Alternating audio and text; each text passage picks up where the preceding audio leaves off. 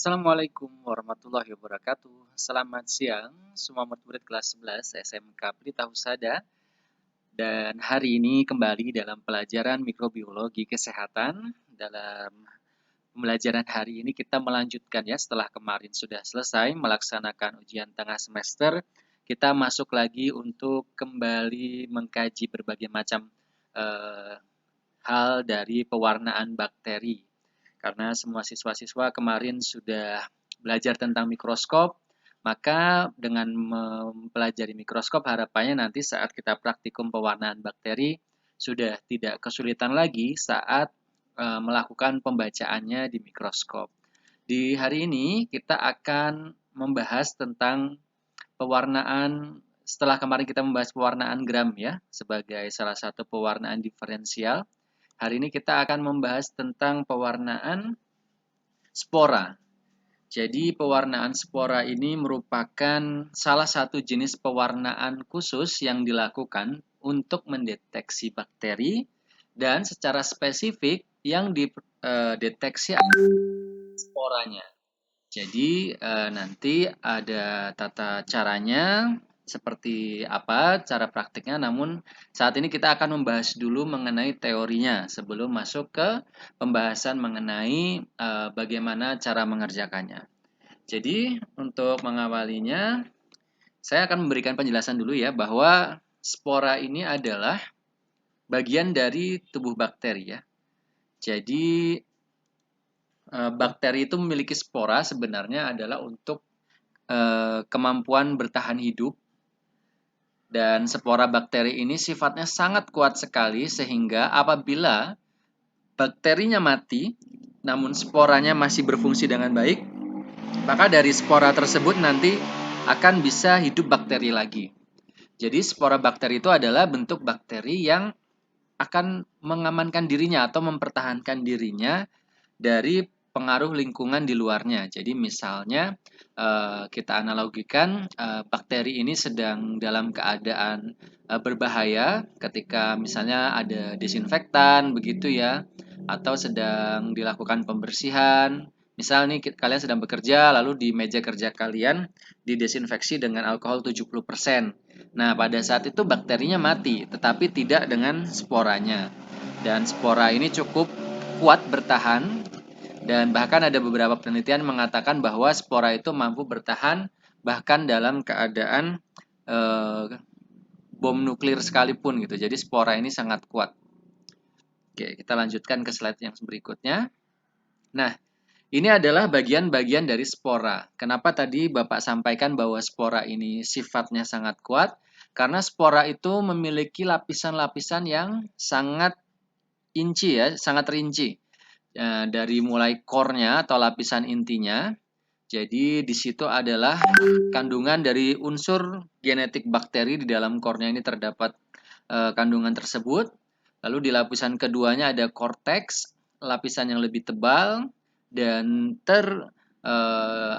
terbuat dari peptidoglikan, dan bentuknya ini juga sangat istimewa karena dia lebih fleksibel dan mampu mempertahankan core. Jadi cortex ini adalah lapisan kedua.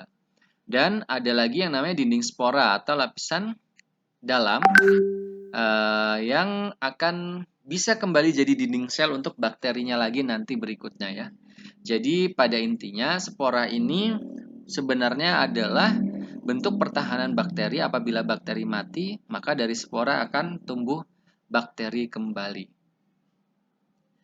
Oke, ini bagian selanjutnya ya, ada exosporium, adalah membran bagian luar. Sedangkan yang paling keras, bagian luar yang paling keras itu disebut dengan coat. Ya, COAT, coat. Jadi ini adalah bagian yang paling kokoh di spora bakteri sehingga spora bakteri akan mampu bertahan dari dampak dari lingkungan yang mampu membunuh bakteri secara keseluruhan. Jadi walaupun bakterinya terbunuh, sporanya masih bertahan hidup. Ini saya geser sebentar. Nah ini ya, contohnya seperti ini ya. Jadi apabila yang biru ini adalah dinding sel bakteri, maka yang merah ini adalah sporanya. Nah, kalau misalnya spora yang berwarna merah ini letaknya ada di tengah sel bakteri, maka disebut sebagai spora sentral. Sedangkan apabila sporanya terdapat di bagian ujung dari bakteri, maka disebut sebagai spora terminal. Dan apabila ada di bagian ujung namun tidak sampai ke bagian yang paling tepi, maka disebut sebagai spora subterminal. Nah, kurang lebih gambarnya seperti ini ya. Jadi andainya yang warna biru itu bakteri nanti mati pada saat keadaan lingkungan tempat dia berada sangat buruk, maka sporanya tidak gitu. Sporanya bisa bertahan. Dan ini adalah letak penamaan berdasarkan lokasi sporanya. Oke. Sebentar, saya cek dulu kameranya. Oke, masih merekam ya. Baik, jadi kenapa sih bakteri harus memiliki spora? Yang pertama tadi jelas tujuannya adalah untuk mempertahankan kehidupan ya. Jadi apabila usia bakterinya sudah tua dan dia lebih ringkih, maka spora ini akan melanjutkan regenerasinya gitu. Lalu setelah itu apabila adaptasi dari bakteri merasa lingkungan tempat dia berada itu pasokan makanannya mulai berkurang. Jadi kebutuhan nutrisi di mana bakteri tinggal itu mulai berkurang. Saat itulah maka dia akan membuat spora untuk bertahan hidup andainya si bakterinya mati. Nah, yang terakhir yang tadi ya, untuk pertahanan hidup ketika lingkungan sekitarnya itu tidak menguntungkan untuknya. Jadi ini adalah mengapa spora itu bisa berada dan bisa dibuat oleh bakteri. Nah, ini ada salah satu pernyataan dari karya Dwi Jose Putro. Jadi, beberapa bakteri mampu membentuk spora meskipun tidak dalam keadaan ekstrim ataupun medium yang kurang nutrisi. Maksudnya begini. Jadi tidak juga bakteri hanya membentuk spora saat keadaannya berbahaya untuknya saja. Jadi dalam keadaan normal, bakteri juga bisa membentuk spora. Karena apa ya? Itu tadi ya, kadang usia yang memang sudah membutuhkan regenerasi dari sel tersebut, sebagaimana sel makhluk hidup itu akan selalu beregenerasi, maka spora ini adalah menjadi solusi dari bakteri untuk bisa terus mempertahankan kehidupannya.